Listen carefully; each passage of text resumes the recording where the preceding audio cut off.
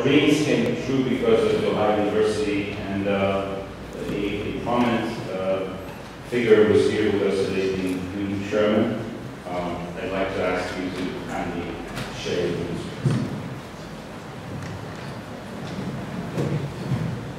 Good morning, everybody. I'd like to start by, as Hugh mentioned when we first started, the Simonyi Center was really started because of two incredibly talented Hungarian women who live in the United States.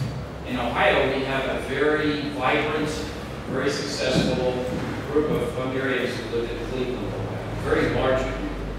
And two of the women who are the leaders in that community are Jenny Roselli-Brown and Carolyn Baylor. And those two women were instrumental in organizing the Hungarian community to give back to Hungary. And they did this in many different ways over the years. But one of the ways that influenced here was that they made the connection with Charles Simonyi and brought him back to your university. He was very impressed with the university and everything that it was accomplishing. And so he invested in developing the Simonyi Center. And it was really because of those two strong women that they brought him into this effort, as well as they raised money from the Cleveland Hungarian Development Panel, is what it was called, to invest. And so we owe a lot of gratitude for them. Unfortunately, they couldn't be here. They both wanted to be here, but one of the husbands was having health issues, so they weren't going to be able. But my understanding is they're coming in May. So we need to pay tribute for their efforts.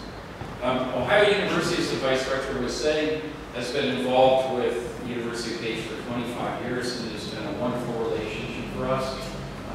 We have exchanged faculty, we have exchanged best practices, and we have done a lot of co-educating of our students and the Hungarian students together. One of the projects that we worked on together was the Simonyi Center, and we were able to exchange best practices and learn lessons from each other, what worked and did not work.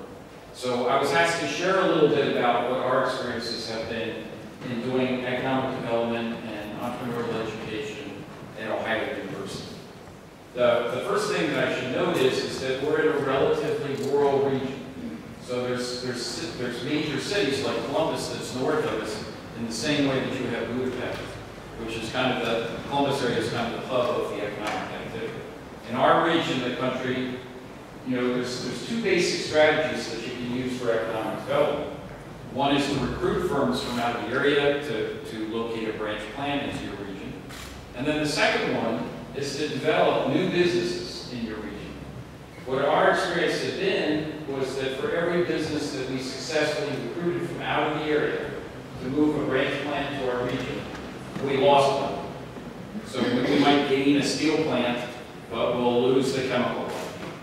And so it was basically a no-growth region. And this has gone on for 2 or 3 decades.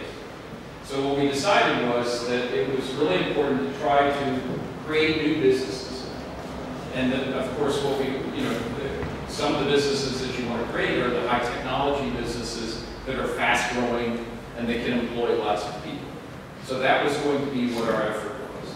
So we went out across the country and we looked at fortunately we got a grant from the EDA to look at best practices for entrepreneurial development across the United States.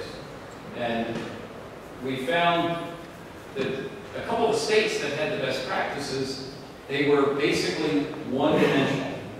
So for example, Nebraska was facing a net export of jobs out of the state and were unable to attract industry there. So what they had done was they developed a continuum of different kinds of financing options for entrepreneurs.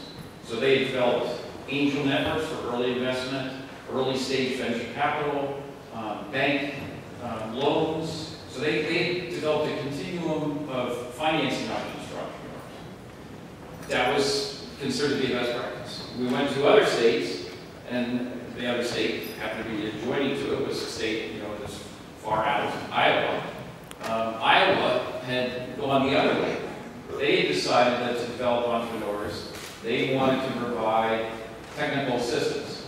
So they provided, different kinds of technical assistance to help entrepreneurs to go to the next stage of their growth. So they would find sophisticated people who had experience in building businesses to work with different entrepreneurs around the state, to help them write a business plan, to help them go to a bank to get money, to get the business to a stage where it could be investable in terms of getting an investment from a venture capitalist. So we had two different models. Both of them, were somewhat effective, but we could see that there was a problem when we talked to the entrepreneurs. So one state was all financing, the other state was all technical assistance. So what was the obvious conclusion? You have to do both. You have to have a continuum of financing options, and you have to have the continuum of technical assistance to provide for entrepreneurs. So it's still got to be the entrepreneur. They've still got to be the person who takes the risk and goes out there and creates the new business model. But both elements needed to be available. So for us, and it's not an easy thing to do, and we are by no means have a complete process, but that's what we're doing simultaneously. We're trying to build a continuum of financing options as well as a continuum of technical assistance. The second stage that we took, which we've been talking about this with the University of Page, is how do we build that entrepreneurial spirit within the university? And so this is a very different effort also. So the first thing that we concluded was business schools don't own entrepreneurship. The business school can provide the education in terms of the technical skills that an entrepreneur needs. We can talk about accounting and finance. We can talk about how do you create a business plan, how do you think about your business model, and you might do some marketing. But innovation and creativity comes from all over the university. It needs to be taught in the context of that person's discipline. So in engineering school, they need to be stimulated in terms of creativity for how do they design a new product and solve a problem. In terms of fine arts, it's how do I promote my art, or how do I do an event. In terms of communications or journalism, it might be how to create a business about providing consulting or freelance work. So that was our first conclusion, that it needs to be within the context of the disciplines. It's not owned by the College of Business. The second thing is that there's different. The real critical element of what you're trying to accomplish is the change in culture. We need to have ourselves and our students, faculty and the students, thinking creatively. We need to have us, solving problems and looking for ways to do things better than they've been done before. You're looking for problems that you can create an interesting solution for.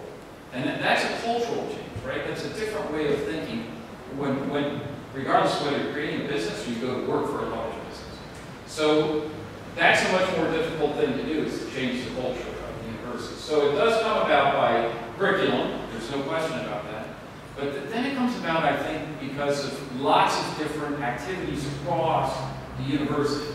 And those activities can be, having successful entrepreneurs who are alumni come back to the university and tell their story. Because you never know when somebody's meeting that person or hears the story, they might get charged up and it makes them think of a new idea that they might have to take off.